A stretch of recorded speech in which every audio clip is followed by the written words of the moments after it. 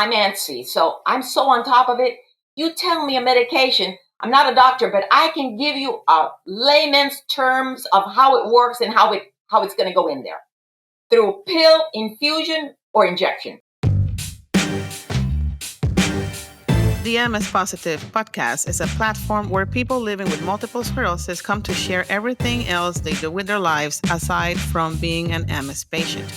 Among our guests are artists, singers, bloggers, actors, authors, DJs, and much more. And yeah, also health professionals because we have to stay in the know. We're more than MS.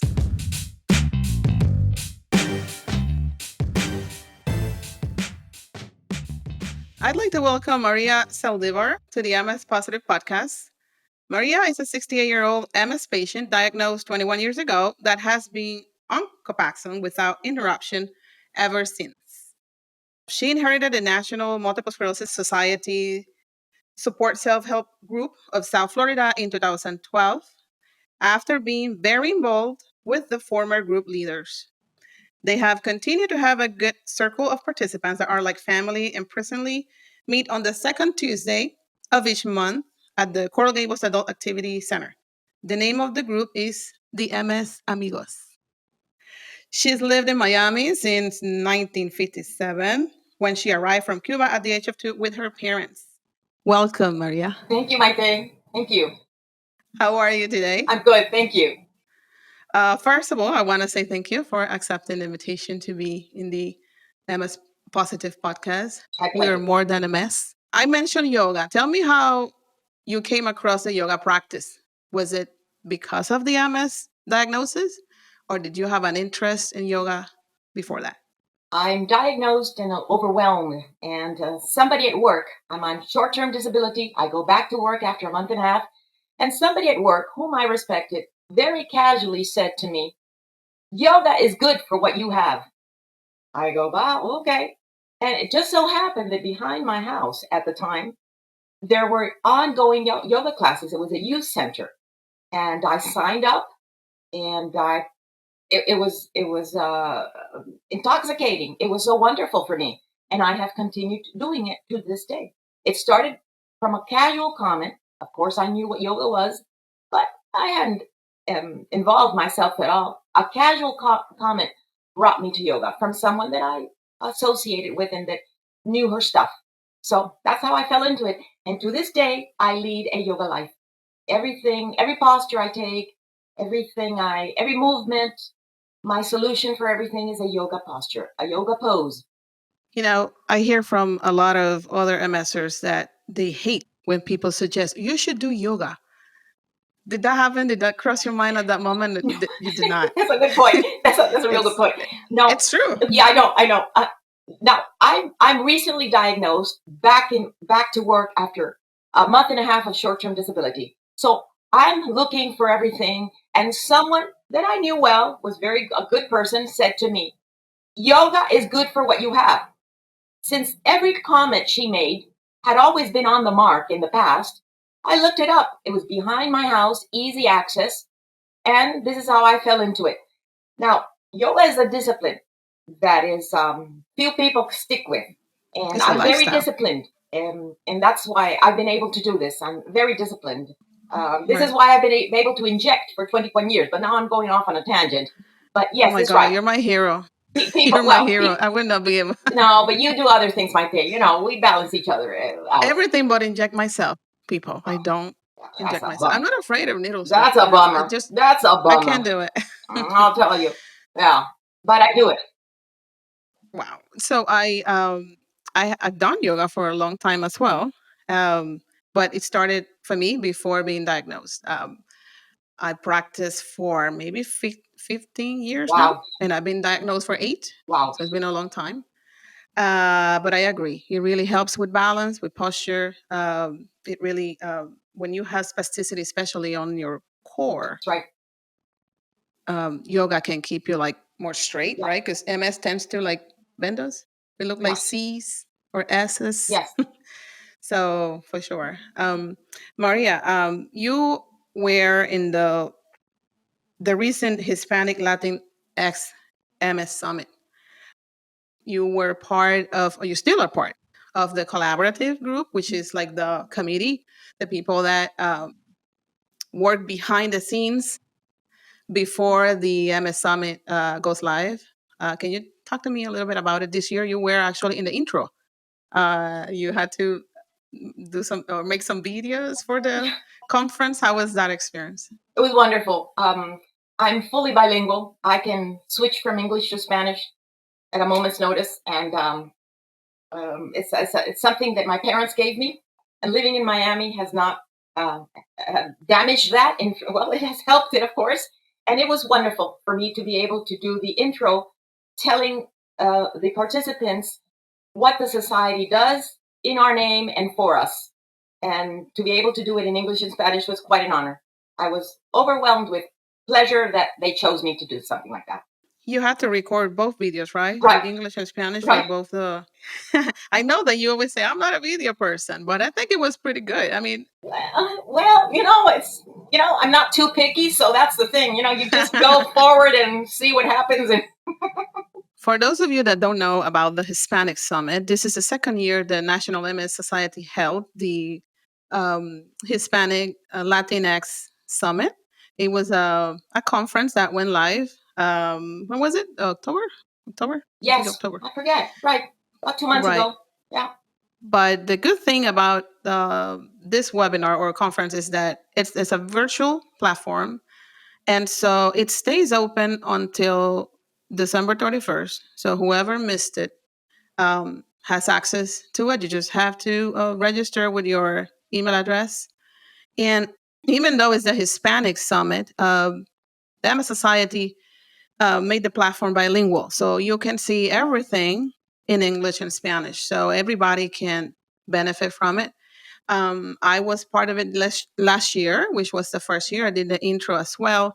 And then we had the opportunity to be part of the community meetups, like little informal Zoom groups. And we got to share our experiences and answer questions for the participants. So it was pretty cool. Last year, were you were part of it as well? Yeah. How did you decide to be part of it? Well, the support group that I've been doing for many years has led the way for um, access to the society. My support group is very successful, and people hear about us. And I'm always a very verbal speaking to the society partner that I'm involved in. So they pay attention to us. They want to know how we're doing, how it's going, how they can help, and because of that, well, they'll reach out to people that they think can help them, and Right. they reach out to me because of my communication with them. Did you start your group or did you inherit it? No, I so I'm diagnosed in 2002, and in 2005, I hear about this support group that the society's putting through. So I start attending immediately, and I would go to every meeting once a month, every meeting, and it was great. I found it wonderful. So because I was always there, I was always involved, the former leaders would use me as a third backup. There's two women, and they would use me as a third backup in case one of them couldn't come. It never happened. They were always there. But what occurred is that they had to leave. They both left the group. They didn't want to lead it anymore. They just left it up in the air. And the society approached me. Can you take it on? And I did it with another girl, Kirsty Bray, who moved from Miami. And now I'm doing it alone. The society called me. Well, Kirsty has moved. Should we get you another leader, co-leader? And I said, no, no, this group is so tight knit that they lead with me. It's no, Right. they do it. They do it. I've All I seen have it. to do is Huh? guide it. You just show up. Right, exactly. Do you think that the support groups have changed? Yes, yes, I do. Yes, I do. In which way? In which way? I'm interested because Yeah, I am a support group leader as right, well, and I've been doing it for 3 years now. right. And I have seen a little bit of change, but what has changed? The community, the age group, what has changed? Their needs. Yeah, their needs. Yes, age is an issue because if I've been doing this since 2005, age is an issue for everyone. Mm-hmm. Yeah. And we've lost some people that have passed away. Oh. not from MS, from Right. complications. As we all know, MS is not mortal. It's Right. complications with an S. Let's clarify that, please. Don't freak out. Right. MS is You not, don't it die doesn't from kill you. MS. Right. You can live a full life with MS. Exactly. We all gonna die someday, Yeah, anyways. exactly. Right. So the changes I've seen, age, of course, that's very good that you put it in my mind because that's a very good point. But also, I see a lot of confusion. I see great confusion. We had 4 injectable drugs when I started doing the support group. Right. When I started becoming involved, when I Right. started leading it, then we had maybe 7. But now we have 23. There's great confusion. Great confusion. You think it's lack of People, education? yeah, people can't keep up with the information. Well, I understand that I can't keep up with the information either, but um, that's a good point. Do you think it's, I mean, lack of education, but is it the doctors are not educating the patients, or is it the patients are not looking to educate themselves? I blame patients completely because because I am so, but then I'm antsy, so I'm so on top of it. You tell me a medication. I'm not a doctor, but I can give you a layman's terms of how it works and how it's going to go in there through pill, infusion, or injection. I So know. the patients are not motivated enough. One thing with MS is that you have this horrible thing. Well, horrible to the person that doesn't know about it. So Exactly. you, oh, so then the doctor puts you on something. So then you say, I'm set. So they investigate no further because this is it. This is it for life. There's too many followers, not too many leaders. Is that what it is? Exactly. Exactly. That's what I think it is. Right. Because after, ultimately, it's your health. It's not, you have to be aware what you're putting in your system, Everything. 100%, and you have to know your options. I'm a terror when and you know this because I've said it in your group. I'm a terror when I arrive at my doctor's office. I know. A terror. I mean, I cooperate. I know what I want, and I speak very clearly in 2 languages. Everything is in order. I'm on the Advantage plan that they manage best. So I do what I need for them, but I'm a terror. This poor man, I'm sure, when he sees María Zaldivar, so what He has takes happened is that a chill pill. Okay. he sends in he has some students that are shadowing him. Right. So what'll happen, sometimes he has 5 students. So what'll happen is that he'll give me to the students and he'll stand by and do his whatever on the computer, and the students will treat me.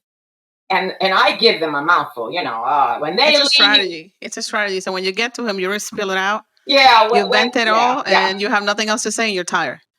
No, He knows. no. I can hold my own. No. I have good energy. Good energy. Yeah, I know. Yeah. No. So when they finish with me, they'll go, well, maybe I shouldn't study neurology. Is maybe what they could say.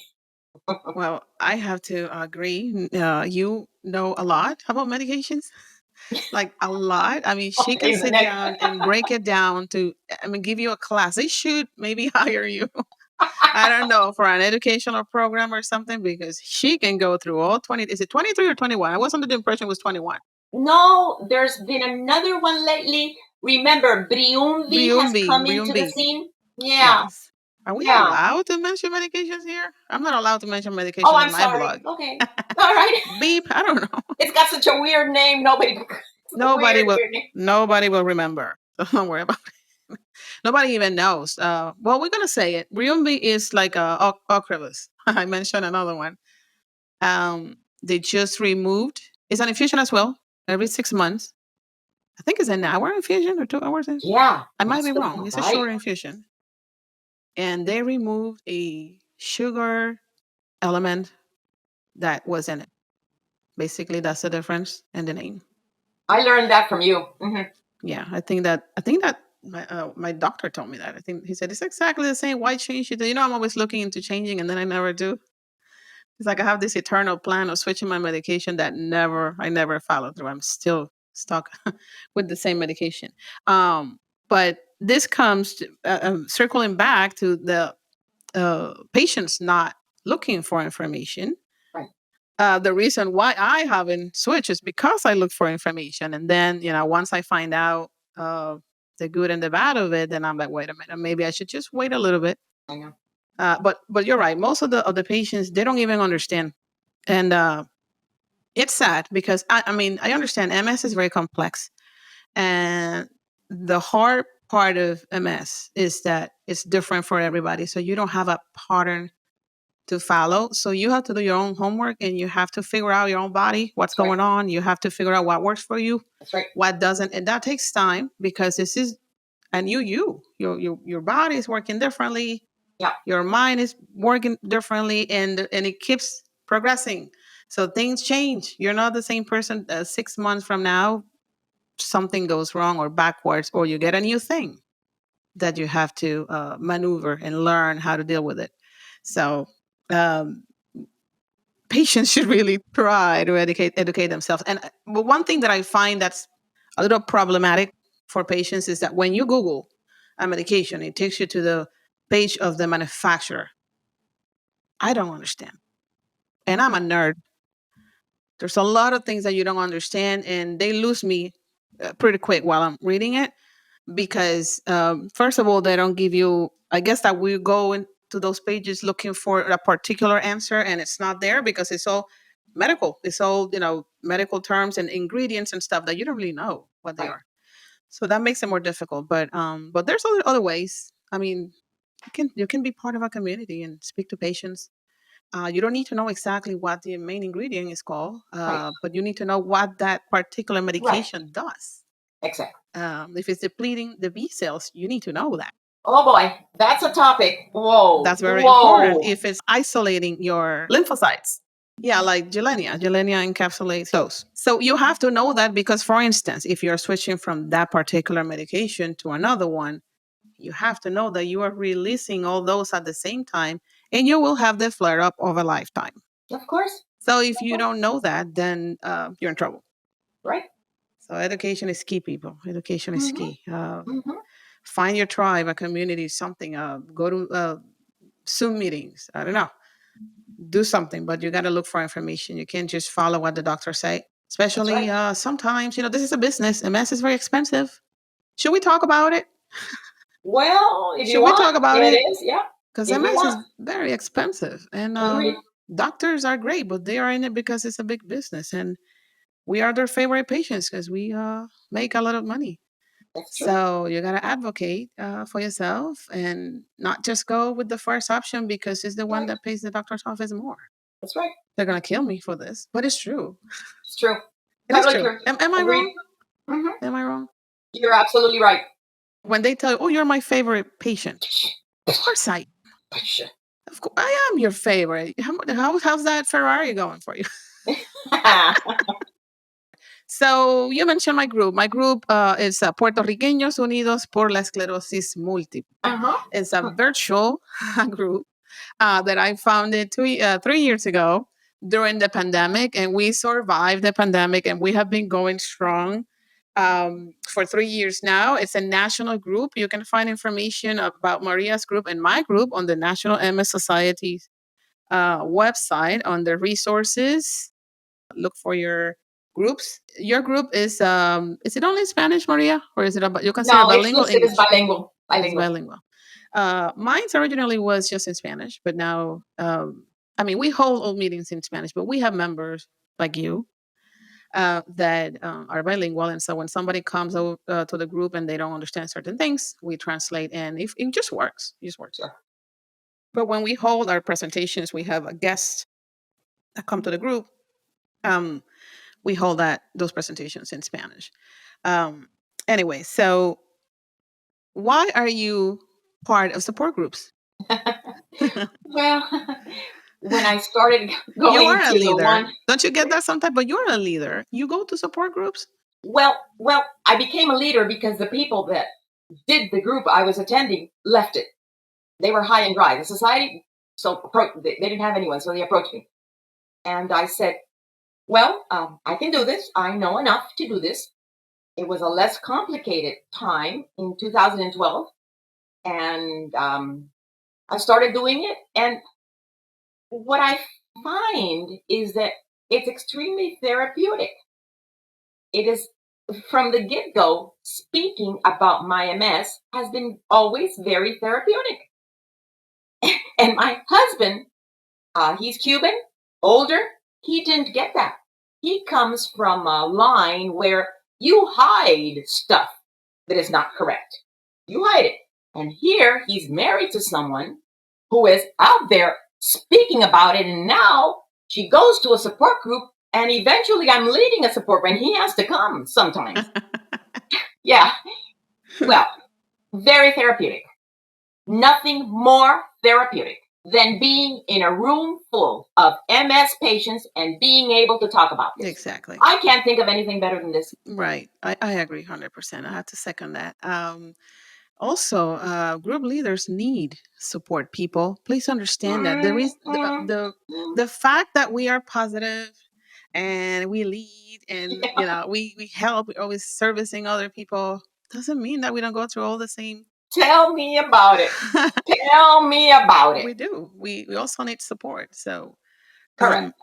I join other groups as well. I mean, they're not all what maybe I don't get what I want or what I need from all of them, but I like to join different groups and just spend time with other members of the community, even if it's just online. But I like to hear their stories, and I like to identify, especially what is missing, because sometimes it's just about the negative side of MS. Right.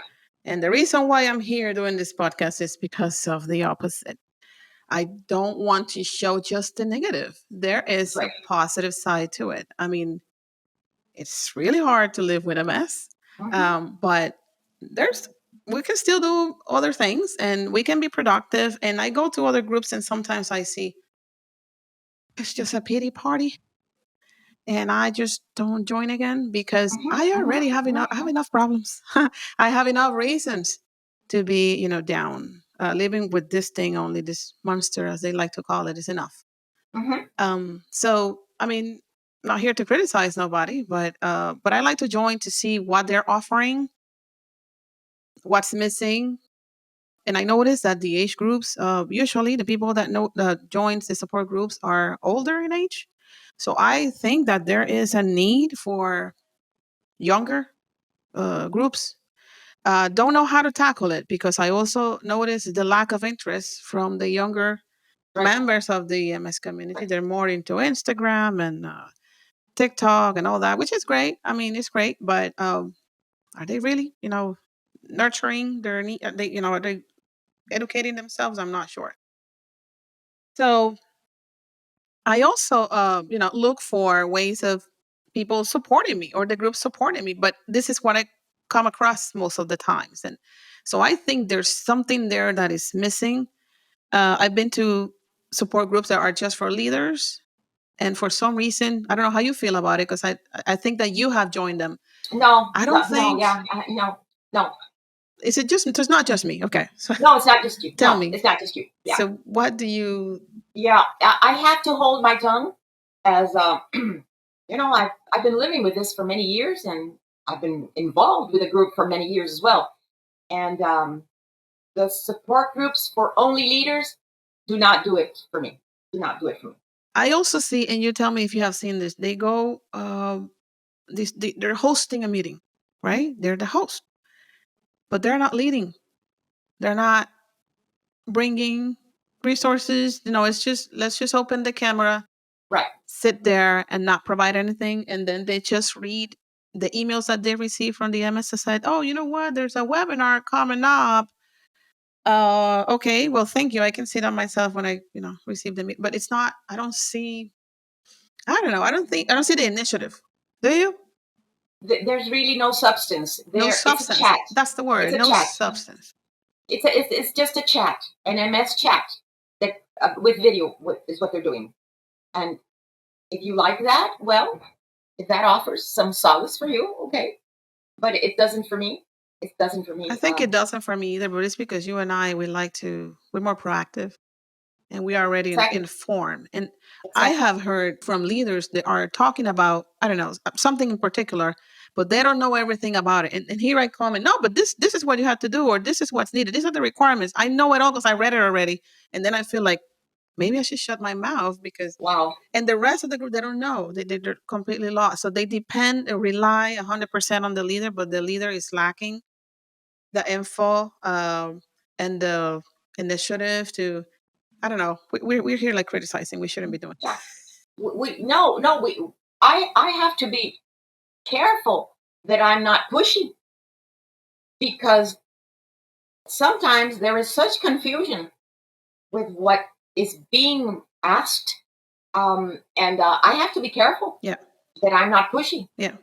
There are people in the group that are not compliant, people in the group that have changed medications because their doctors said so, Mm-hmm.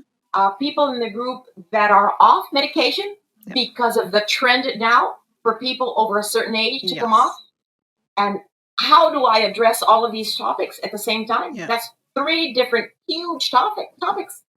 So being a And leader, it's a lot of pressure to be a leader. it's a lot of It's a pressure. lot of Yeah. pressure. And I'm not a professional. Exactly. So they can say, oh, well, she says it. Who is she? Well, well, well. I know a thing or two. That's my favorite answer. Yeah. I know a thing or two. Whatever that means to you. Yeah. Yeah. I got to be flattered by my doctor being afraid of me. I got to be flattered. Yeah. Mine did a test the last time he ordered tests, and I surmised from the tests that he was doing that he wanted to switch me. Yeah. I realized that the test he was calling for was for a switch. For a switch. And I went ahead and did the test. And I said to the lady, I said, I'm not switching. You tell me if there's a problem. I know what you're testing for. Yeah. It's not happening. Yeah. I know. So I'm going to go ahead with it, but it's not happening. Mm-hmm. Mm-hmm. So that's incredible that we can have this strength because we are informed. Right. Knowledge is power, and we will always be better because we are knowledgeable. The question is, how do you get informed? I read, but I also listen. When there's Zoom meetings, I join. Everything, right? Everything. I listen to things that my group members say, even though they go to seek assistance, a lot of assistance. I listen to what they say, and sometimes they will say things that I'll say, right, hey, I have forgotten that. So you listen, you look, you read. You connect. That's a good thing about connecting in the community. A lot of people leave their MS in isolation. I think it's a horrible strategy. Agreed. It won't help you. I mean, you need to do Agreed. things for your own sanity. They put it in a box. This is my MS. Yes. It's been dealt with. I have a very good doctor. All of their doctors are the best doctors. My doctor is this, that. They give you qualifications. Wow. So he's in a box. Mm-hmm. Now I've dealt with this box. I don't have to go back to the box. The box is there. Mm-hmm. I don't have to deal with that box. NMS evolves, and it is a progressive neurological It changes. condition. It's dynamic. I say it's dynamic. It's up and down, back and forth. There's never a straight direction. Correct. But one of the problems when it comes to educating the community, and I'm glad that we're discussing this topic because this is why we are leaders in the MS community, is that people don't like to read. That's a big problem. They don't. And the MS Society website has a lot of information there. I mean, you can find pretty much everything, but people don't like to read. No, they don't. No, they don't like to read. So I think that's one of the obstacles that we have in our way to educate people. Not sure how the MS Society is planning to handle that, but just throwing it out there, MS Society, people don't like to read, and they have, I mean, they have so much information. There's so many resources. I mean, and they have the navigators as well, which is another way. I mean, you can call the 800 number AAE of the MS Society and inform yourself. As for whatever you're needing, the navigators, they are They have a lot of information and access to a lot of resources, from doctors to programs to funds, whatever it is. So it just it blows my mind when I mention this. A lot of people don't even know. They don't know. Ni They idea. don't. They don't know that there's resources through the MS Society. You don't know how many times I have to share their number in social media. Yeah, and another thing is they call the association the society and vice Yes, versa, the the federation. foundation. They call it the They don't call foundation. it right. Yeah, They don't yeah, know which one is which. Get it straight, yeah, people. yeah, National yeah. Multiple Sclerosis Sclerosis Society. Society. That's the biggest one. Then we have Right, the that's MS it. Foundation. Then we have Hmm. the The MSAA, association, Multiple MSAA. Sclerosis Association of America. Right. Um, those are the main three. There's others, but those are the main three. Those are the main three. Yeah. When you need help before you purchase, for I always tell people, before you purchase a really expensive item, call them. They might be able to help Right. you. We were talking about listening to different things to get information. Have you listened to the Actrims podcast? No, I I haven't. got you The there. Ectrims, no, no. I know what Ectrims is, but no, I have not listened to Yeah, the podcast. people that just so you know, the Actrims is the biggest or the largest conference about multiple sclerosis in the world. Is once a year. This year it happened in Milan, Italy. What a treat! And it was, very interesting. There's breakthroughs and a lot of information is released there for the first time. They update the community in what uh, the results of the investigations and research that are going on around the world are. So this is where everybody wants to be like this is the newest update um, about multiple sclerosis. And one interesting, the one that I'm really interested in is the BTKs. I Yes, mean, I think they yes. are on they passed phase two or they are on phase two. The treatment is very promising. So I am very interested in that. And I can't wait to hear from them that it passed and that it's going to be finally approved by the FDA. It's a completely different approach. We're going to talk about this in another episode because I have somebody that's going to come to the show and explain that to detail. So stay tuned for that. But you can look it up and you can listen to the Actress podcast as well, directly from the doctors that were there. I was listening to it. There's 3 different episodes so far. But, you have to sit down and really absorb. It's a lot of complicated information Hmm. there, but it's very Hmm. interesting. So, all right, Maria. So, what do you like to do on your free time? Tell us something that we don't know about you. Well, I know you like to dance. I'm well, yeah, yeah. I dance every opportunity I can. Luckily, my husband likes to dance, That's good. and he dances well. Cuban, this is Cuban music, so I dance whenever I can. But of course, you need a party to dance. So whenever you go to a party, how often is that? Well, twice a month, once a month. So yes, I love to Wow, dance. I I don't go love to to any. dance. I don't go to parties. Well, I'm boring. because of yeah, well, because of my husband's involvement in Cuban organizations in town, I'm in Miami, all Yeah. right, married to a very Cuban man. So because of his involvement, I have access to these parties. So yeah, I do my fair share of dancing. I could do more, but he's a talker. He'll be at the bar talking. So, but yes, I love to dance. And something I do love to do, I am very Catholic. I go to mass very often, Hmm. ridiculously often. My good friends kid me about this. Have you been to Mass? How many times have you been to Mass?